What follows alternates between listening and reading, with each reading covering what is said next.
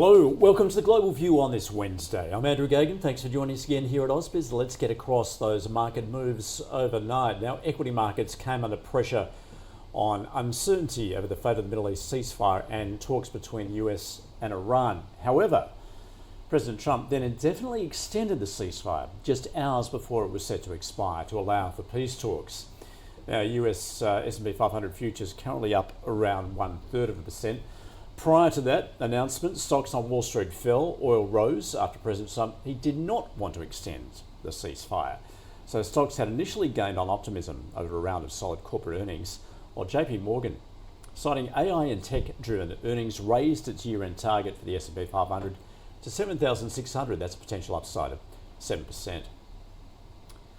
Amazon rose after announcing it will invest up to $25 billion in Anthropic, signalling mega-cap companies are still willing to spend massively on the AI technology.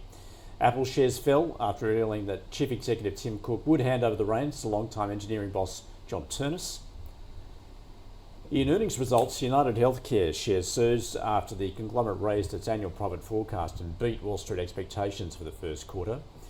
3M beat analyst estimates for first quarter profit as cost control measures helped offset inflationary and tariff-linked pressures, even as the industrial giant warned of a $125 million jump in annual costs due to soaring oil prices. GE Aerospace said it was on track to hit the high end of its 2026 profit outlook, but is bracing for a tougher backdrop of elevated oil prices, fuel supply constraints and slower global growth. United Airlines forecast second quarter and full year profits below estimates as higher jet fuel prices squeeze margins, and oilfield service provider Halliburton warned of disruptions caused by the Iran war and the closure of the Strait of Hormuz could cut current quarter earnings after beating first quarter profit estimates. Well, President Trump has indefinitely extended the ceasefire with Iran to allow the two countries to continue peace talks to end the war. In a statement on social media, he said he had agreed to a request by Pakistan, which has mediated peace talks, to hold our attack on the country of Iran until such time as their leaders and representatives can come up with a unified proposal. And he said he would continue the US Navy's blockade of Iran's ports and shores, which Iran's leaders have said is an act of war. In the US, March retail sales were stronger than expected, up 1.7%, boosted by a record surge in gasoline receipts. And President Trump's nominee for Fed Chair, Kevin Warsh, has testified before the Senate, pledging to act independently, saying the president never asked me to predetermine, commit, fix, decide on any interest rate decision in any of our discussions, nor would I ever agree to do so, so I'll be an independent actor if confirmed as chairman of the Federal Reserve. Well, US Treasuries have slumped on strong retail data and uncertainty over the Middle East war. The US 2-year yield rose to 3.79%, the 10-year up to 4.31%. Australian 3-year government bond yields rose to 4.63%, while the 10-year was at 4.98. US dollar index up around 1/3%. The Aussie has fallen back to 71.5 US cents. US crude exports are on track for their two strongest months ever in April and May, with an armada of oil tankers on its way to Asia. However, oil prices have jumped higher with the extension of the ceasefire and no timeline for peace talks. Brent crude futures up to $100 a barrel. Gold extended losses as a stronger US dollar and rising yields weighed on prices. Spot gold down more than 2% at around $4,710 an ounce. Copper's off 0.5%. Iron ore little changed at 110 a tonne. And Bitcoin currently trading above 76,000 US dollars. So let's get across those market moves. Peter Cardillo joining us from Spartan Capital. Peter, welcome back. So, do we call this another taco moment with President Trump extending that ceasefire indefinitely? Yeah, I think so. But it's good news in the sense that, there's definitely a will on the part of Trump and the administration to end this war. And so I think that, this in itself means that we will get some sort of an agreement. The question is, who will be able to declare victory, the United States or Iran? My guess is that there'll be a compromise, a deal that will compromise where both will be able to save face. And so I think, this is good news. Although, with the Straits of Hormuz still being blocked by the United States, that probably means that oil prices are likely to remain elevated. But once we get a peace deal, I think we see oil prices collapse. For now, I think they just stay around present levels. Do you think, Peter, that the markets, in particular equity market, more focused not so much on the resolution of the war, but the oil market and where those oil prices are going? Absolutely.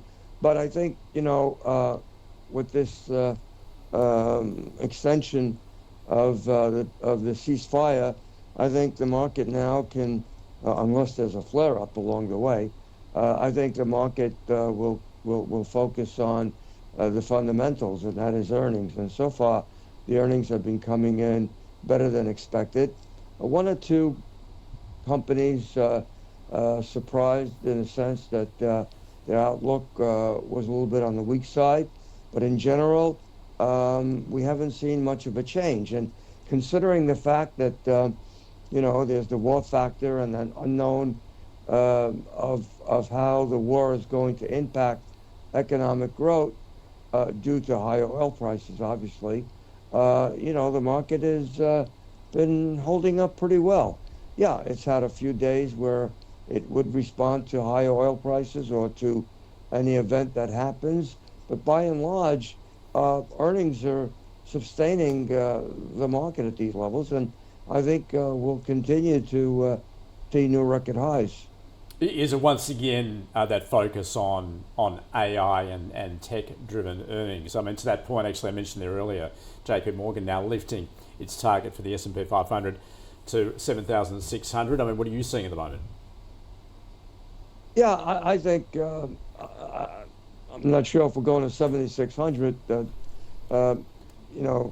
What I'm calling now an earnings rally, but I think we could add on another maybe 3 or 4% from these levels, then back off perhaps, and then maybe a strong year-end rally. So it's very possible that we get to those levels, but I don't think right away.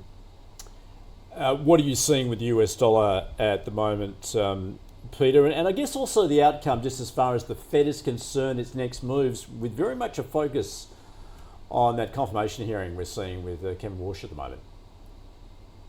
Yeah, obviously next week we'll be hearing from the Feds, and we don't expect the Feds to cut rates. We expect that they'll stay on the hawkish side, that is on the cautious side. But basically the communique will be tilted toward the hawkish side. And so that just means that until this war is over and until there's a clearer picture of where oil prices settle, I think yields will continue to remain elevated. But once everything falls into place, once that the war is over, but again, I want to stress that it's going to take time for oil to reach its destination. And so the scarcity of oil is going to have a negative effect on the global economy. But once all of that is resolved, I think oil prices will go right back down to maybe the mid $55, $60 level. And I think that clears the way for the Fed probably in the second month of the fourth quarter of this year to reduce rates by 25 basis points. And Peter, what's your view on precious metals, in particular with a focus on gold at the moment? It does appear to be trading in a range. What are you seeing? Yeah, exactly. I think you're right. It's in a range. I think the worst of the decline is over, and I still see gold prices moving to 6,000 by the end of the year, and that's based on deficits, soaring deficits around the globe, and most likely we'll probably see a weakening of the greenback. Not right away, but I think it's coming. And Peter, of course, very much a focus on President Trump and how he's going to set up going into the midterm elections at the end of the year. What sort of stimulus do you think he's got in his back pocket?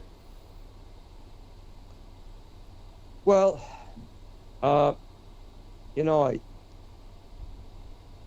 by now, in the end of the year, we're going to have a new chairman. Um, Maybe uh, Marsh's nomination, I should say not nomination, but him taking over the chair will be delayed maybe for a couple of weeks or so. Uh, but at the end, he will be the chairman. And I think he's made it very clear that, he's not going to change policy just because he's being pressured by Trump or the administration. And so I think with inflation still above 3% and not likely to come down anytime soon, that his hands are going to be tied. So the only stimulus that we have here is, of course, uh, execution of corporate earnings.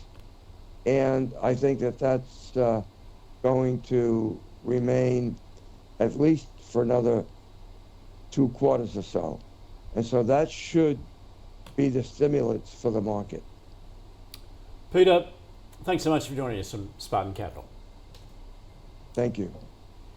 Let's now turn our attention to the local markets. Now, look, the SPI futures, they're remaining, have not altered, despite what we've heard from President Trump, obviously, with now extending that ceasefire indefinitely. So we are expecting a lower start. We'll get right across that in the open in just a couple of minutes' time. Join us for that.